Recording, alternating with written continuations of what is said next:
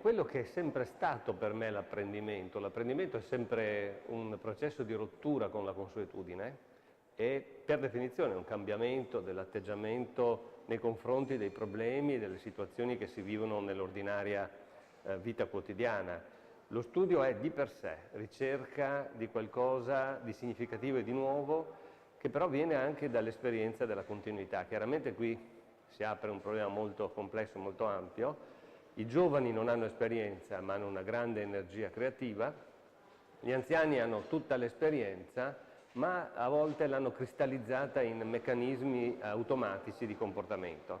L'apprendimento è per definizione la fusione di queste due visioni, la creatività, l'innovazione, il desiderio di qualcosa che non c'è e dall'altra parte però anche l'attenzione a non fare come la locomotiva che se ne va via e lascia i vagoni sul binario. Allora l'apprendimento veramente innovativo è un apprendimento nella continuità e nella trasformazione, quello che i greci direbbero una metabletica dell'anima, un cambiamento profondo. D'altra parte si parla sempre di più di lifelong learning. Ecco, io lo direi in greco con l'espressione di Solone, gerasko aiei polladidas komenos, che vuol dire sono sempre aperto all'apprendimento di tutte le cose mentre invecchio nella mia vita.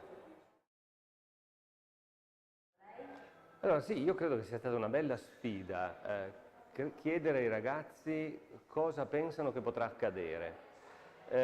Quando si va in bicicletta ci sono due modi per pedalare e impegnarsi. Uno è quello di tenere la testa bassa guardando davanti alla ruota e pedalando alla massima velocità, però chi fa così perde la visione del paesaggio. L'altro è quello di andare pianino guardandosi in giro, contemplando il paesaggio, però si rischia di fare poca strada.